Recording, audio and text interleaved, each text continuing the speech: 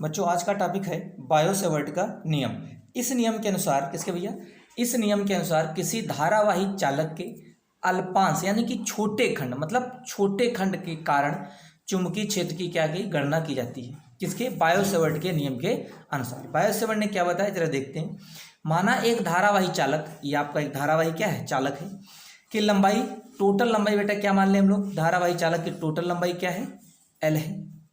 Total लंबाई क्या है, एल है। इसके अल्पांश, अल्पांश मतलब एक छोटा भाग, छोटा भाग क्या बेटा, ए बी है, जिसकी लंबाई क्या है, डी एल है। यदि इसमें धारा आई जा रही हो तो प्रवाहित हो रही हो तो डेल्टा बी यानी क्या, डी बी, इसके कारण भाई छोटा पार्ट है पूरी लंबाई का तो छोटा ही तो चुंबकीय क्षेत्र होगा। तो ये छोटा चुंबकीय क्षेत्र क्या होगा, जो निम्न बातों पर क्या करता है बेटा, निर्भर करता है। क्या करता है, निम्न बातों पर निर्भर करता है। चलिए देखते हैं किन किन बातों पर निर्भर करता है। पहला है, जो पहला आपका रहेगा वो किन बातों पर निर्भर करेगा, जरा देखते हैं कि किन बातों पर निर्भर करता है। पहला पॉइंट किन बातों पर निर्भर करता है, चलिए आइए देखते हैं बड़े आसान तरीके से। पहला पॉइंट है, यह चालक, क्या बेटा, यह चालक में प्रवाहित धारा, यह चालक में प्रवाहित धारा या चालक में प्रवाहित धारा, क्या बेटा, क्या, चालक में प्रवाहित धारा आई के अनुक्रमानुपाती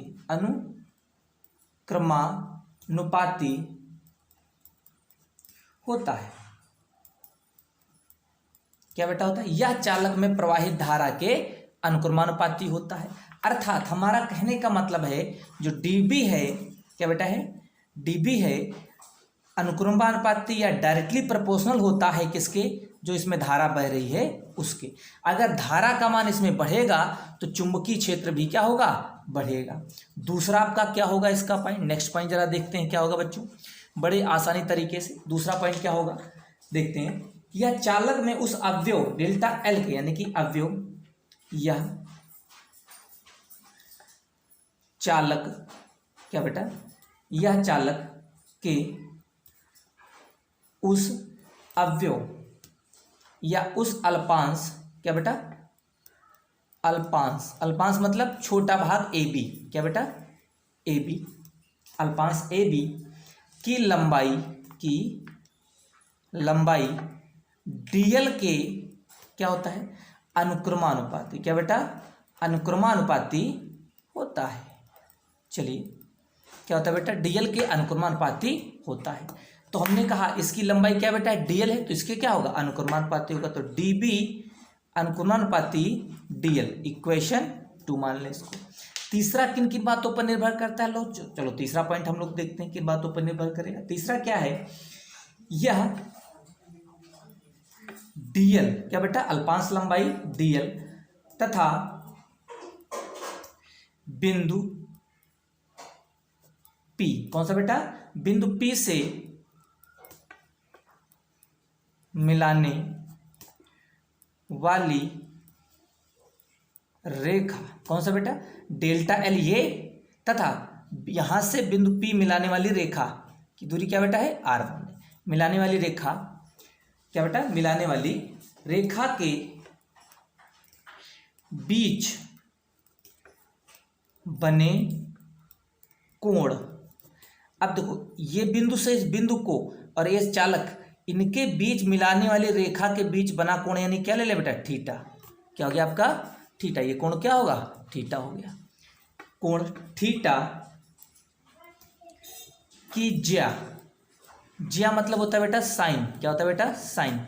ज्या साइन के अनुक्रमानुपाती, के बेटा क्या होता है, अनुक्रमानुपाती, अनुक्रमानुपाती होता है। तो अर्थात हम कह सकते हैं यानी कि डी बी डायरेक्टली प्रोपोर्शनल होगा साइन थीटा। इक्वेशन कौन सी बन गई बेटा, 3 बन गई। चलिए आगे देखते हैं आपका अगला क्या बनेगा भैया, आप लोग बड़ी आसान तरीके से। चौथा पॉइंट क्या रहेगा, ये क्या होता है, जो बिंदु पी और अवयव के बीच की जो दूरी होती है उसके वर्ग के क्या होता है, व्युत्क्रमानुपाती होता है। यदि बिंदु P, क्या बेटा, यदि बिंदु P की अवयव से क्या बेटा, अवयव। अवयव मतलब ये छोटा सा पार्ट, इसी अवयव बोल से अल्पांश कह सकते हैं। अवयव से दूरी r के वर्ग की, क्या बेटा, वर्ग के व्युत्क्रमानुपाती, क्या, व्युत्क्रमानुपाती। क्या होता है बेटा, व्युत्क्रमानुपाती होता है। क्या होता है बच्चों, व्युत्क्रमानुपाती होता है। चलिए देखते हैं क्या होता है बेटा, व्युत्क्रमानुपाती होता है। अर्थात हम कह सकते हैं, जरा देखिएगा, क्या dB व्युत्क्रमानुपाती होगा 1/r² की। क्या होगा बेटा, 1/r² के होगा। इसको इक्वेशन क्या मान लें, 4 मान लिया। क्या मान लिया बेटा, इक्वेशन 4 मान लिया। चलिए आइए देखते हैं। हमने बताया है समीकरण 1 और 2 को, किसको बेटा, समीकरण क्या बेटा, समीकरण 1, 2 और 3, 1, 2, 3 और 4 को क्या करने बेटा, मिलाने पर। क्या करने पर, मिलाने पर। इन दोनों को क्या करते हैं भैया, मिलाते हैं। कैसे कैसे मिलाते हैं, चलिए देखिएगा। क्या था, dB प्रोपोर्शनल था ना, किसके, I के था, dl के था, साइन थीटा के था, अपॉन r² के था। जब ये प्रोपोर्शनल था बेटा, ये प्रोपोर्शनल हटता तो एक यहाँ पर क्या जुड़ता बेटा, कांस्टेंट जुड़ता बेटा। जहाँ पर जो है ये अनुक्रमानुपाती का निशान हटिंग, और एक क्या जुड़ जाएगा भैया, यहाँ पे एक जुड़ जाएगा नियतांक। dB बराबर म्यू नॉट अपॉन, क्या हो जाएगा बेटा, 4 पाई। क्या हो जाएगा, 4 पाई I dl sine theta upon r²। जहाँ आपका म्यू नॉट अपॉन 4 पाई आपका क्या है भैया, जहाँ म्यू नॉट अपॉन 4 पाई आपका एक नियतांक है। क्या बेटा है, नियतांक है। क्या बेटा है, नियतांक है। जहाँ म्यू नॉट को हम लोग क्या कहते हैं, म्यू नॉट निर्वात। क्या बेटा, निर्वात। क्या, निर्वात की चुंबकशीलता है। क्या है, चुंबकशीलता है। क्या बेटा है, चुंबकशीलता है। हमने कहा जहां पर म्यू अपॉन 4 पाई का एक नियतांक है, म्यू नॉट निर्वात की चुंबकशीलता है। चलिए बेटा, म्यू नॉट का मात्रक क्या होता है, इसका जो मात्रक होता है वो बहुत ही आसान होता है बेटा। क्या मात्रक होता है इसका जो मात्रक होता है न्यूटन पर एम्पियर स्क्वायर होता है। क्या होता है बेटा, न्यूटन पर एम्पियर स्क्वायर होता है। इसकी जो विमा होती है, क्या बेटा, विमा, डायमेंशनल फार्मूला क्या होता है, बट डायरेक्ट इसको याद रखो, कोई दिक्कत की बात नहीं है। mLT2 क्या होता है बेटा, mLT की -2 और बेटा क्या हो जाएगा, a की पावर -2। ये आपकी क्या होती है, इसकी विमा होती है। चलिए अब देखिएगा, अगर इसका जो वैल्यू होती है, इसका म्यू नॉट का मान होता है। क्या होता है बेटा, मान, वो बड़ा आसान होता है। क्या होता है, 4 पाई गुणे 10 की पावर -7, ठीक है, न्यूटन पर एम्पियर स्क्वायर। क्या होता है बेटा, न्यूटन पर एम्पियर स्क्वायर होता है। अगर इसी म्यू का नॉट उठा के वैल्यू का मान इसमें रख दिया जाए, कहाँ रख दिया जाए, इस जगह पर, तो dB बराबर क्या हो जाएगा बेटा, dB बराबर आपका 4 पाई गुणे 10 की पावर -7 न्यूटन पर एम्पियर स्क्वायर। ये हो गया, वैल्यू रख दी मैंने इसकी, यूनिट रखने की कोई ज़रूरत भी नहीं है। लेकिन आई dl क्या हो जाएगा बेटा, आई dl sine theta upon r²। क्या हो जाएगा बेटा, r²। और इसके नीचे ऑलरेडी मेरा क्या दिया, 4 पाई दिया हुआ है। 4 पाई से 4 पाई कट गया, तो मेरा dB क्या बन जाएगा बेटा, dB बराबर बन जाएगा 1 गुणे 10 की पावर -7 आई dl sine theta upon r²। यही क्या है, बायो सेवर्ट का नियम है, जो आपके लिए बहुत ही ज़्यादा क्या बेटा है, इम्पॉर्टेंट है, बहुत बहुत इम्पॉर्टेंट है, मोस्ट इम्पॉर्टेंट क्वेश्चंस है।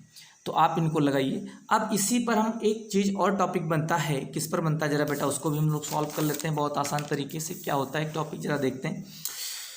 जो वो टॉपिक है वो बहुत ही आसान है। उसका क्या होता है, म्यू नॉट, क्या बेटा, म्यू नॉट और एप्सिलॉन नॉट में संबंध। क्या बेटा, संबंध हमको बताना होता है। संबंध किसमें बेटा, म्यू नॉट और एप्सिलॉन नॉट। जहाँ पर म्यू नॉट क्या है, इससे हम लोग बोलते हैं, म्यू नॉट को क्या बोलते हैं, इससे बोलते हैं चुंबकशीलता। क्या बोलते हैं बेटा, चुंबकशीलता। और इससे हम लोग क्या बोलते हैं, इससे हम लोग बोलते हैं विद्युतशीलता। क्या बोलते हैं बेटा, विद्युतशीलता। ठीक है, ये कई बार आपसे क्वेश्चन में पूछा गया है कि चुंबकशीलता और विद्युतशीलता में हमें क्या बताना है, संबंध बताना है। तो चलिए देखते हैं कितना आसान ये संबंध होता है। बहुत ही आसान संबंध है बेटा। चलिए देखते हैं क्या होता है। अभी आप लोगों ने इससे पहले पढ़ा है क्या, म्यू नॉट अपॉन 4 पाई बराबर 10⁻⁻7, क्योंकि अभी हम लोगों ने निकाला हुआ है 10 की पावर क्या होगा बेटा, -7 न्यूटन पर एम्पियर स्क्वायर। चलिए ठीक है, एक नंबर की बात हो गई। अच्छा, ये आया कहाँ से, तो आप लोग तो जानते हो, इक्वेशन 1 मान लें।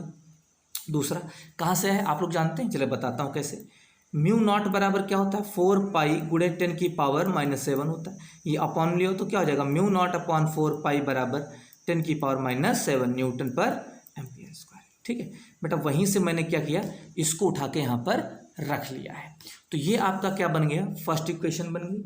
जब ये फर्स्ट इक्वेशन बन गई तो विद्युतशीलता का हम लोग देखते हैं। तो 1/4 पाई एप्सिलॉन 0 क्या बेटा, एप्सिलॉन नॉट बराबर 9 गुणे 10⁻9। क्या होता है बेटा, 9 गुणे 10⁻9 आपका मात्रक क्या होता है, न्यूटन मीटर स्क्वायर पर कूलम स्क्वायर। ठीक है, ये हो गया। इक्वेशन 2 मान लें। क्या मान लें बेटा, इक्वेशन 2 मान लें। Equation first divided by equation second. Equation first को सेकेंड से क्या करने पर बेटा, डिवाइड कराने पर। क्या कराने पर, डिवाइड कराने पर। सो सिंपल है, चलो डिवाइड कराते हैं। तो क्या बनेगा, म्यू नॉट अपॉन 4 पाई, नीचे क्या आ जाएगा बेटा, 1/4 पाई एप्सिलॉन 0 बराबर, इधर क्या बचा 10⁻⁻7 और नीचे क्या बेटा 9 गुणे 10⁻9। बहुत अच्छा, इसकी मल्टीप्लाई इससे, इसकी मल्टीप्लाई कहाँ हो जाएगी, ऊपर हो जाएगी। तो क्या बन जाएगा बच्चों, देखिएगा, म्यू नॉट गुणे 4 पाई एप्सिलॉन 0 नीचे 4 पाई गुणे 1 बराबर, ये पावर को अगर हम नीचे लें तो पावर अगर नीचे आ जाएगी तो बेटा पॉजिटिव हो जाएगी। तो इसका मतलब क्या बन गया, 1 तो बचेगा ही नीचे, 9 गुणे 10⁻9 पॉजिटिव क्या हो गई 10⁻7 प्लस की हो जाएगी, क्योंकि पावर अगर डिवाइड से मतलब ऊपर नीचे डिवाइड में जाती है तो पावरों के निशान क्या हो जाते हैं, बदल जाते हैं। चलिए जैसे 4 पाई से बेटा 4 पाई कट गया तो क्या बचा, म्यू नॉट एप्सिलॉन नॉट 1/9 गुणे 10⁻7। क्या बचा बेटा, 9 गुणे 10⁻7 बचा। कितने आसानी तरीके से आप लोग क्या हो रहे बेटा, इसको समझ रहे हैं। 9 गुणे 10 की पावर क्या बचा, 7 बचा। चलिए आइए देखते हैं, सॉरी 9 और 7 कितना होता है, 9 गुणे 10⁻7 और 7 जोड़ देते हैं। चलिए तो म्यू नॉट एप्सिलॉन नॉट 1/9 गुणे 10⁻16 कितना हो गया बेटा, 9 और 7 जोड़ दो कितना हो गया, 16 हो गया। So simple, mu naught epsilon not बराबर का, इसको हम लोग थोड़ा अच्छे तरीके से ना लिख लें। कैसे, जरा देखिएगा, 9 गुणे 9 जो लिखा है, अब इसको हम 3 क्या लिख लें बेटा, 3 क्या लिख लें, 3 10⁻8 का होल ऑफ स्क्वायर लिख लें। क्या लिख लें, होल ऑफ स्क्वायर लिख लिया। चलिए बहुत अच्छा है। तो म्यू नॉट एप्सिलॉन नॉट बराबर 1/3 इंटू 10⁸ मीटर पर सेकेंड। ये किसकी चाल होती है, प्रकाश की चाल होती है। तो c का स्क्वायर, चूंकि c बराबर क्या होता है, प्रकाश की चाल, 3 गुणे 10⁸ मीटर पर सेकेंड। ये किसकी चाल है, प्रकाश की चाल है। तो यही तो वैल्यू है, इसी की जगह पे मैंने क्या रख दिया, c का मान रख दिया। तो क्या बन गया बेटा, म्यू नॉट एप्सिलॉन नॉट बराबर 1/c²। क्या बन गया बेटा, 1/c² बन गया। तो आपका एक तो रिलेशन ये बन गया। अगर c मल्टीप्लाई में लाएंगे तो ये डिवाइड में आ जाएगा। तो क्या हो जाएगा बेटा, c² बराबर 1/4 म्यू नॉट एप्सिलॉन 0। यहाँ से स्क्वायर हटा, इधर क्या लग जाएगा, रूट लग जाएगा। तब आपका क्या बन जाएगा, c बराबर 1/√, म्यू नॉट एप्सिलॉन नॉट। यही क्या हो गया, संबंध हो गया, जो आपका 1 नंबर से लेकर के लॉन्ग में भी पूछा जाता है। चलिए मिलते हैं फिर बेटा अगले वीडियो में बिल्कुल आसान तरीके से।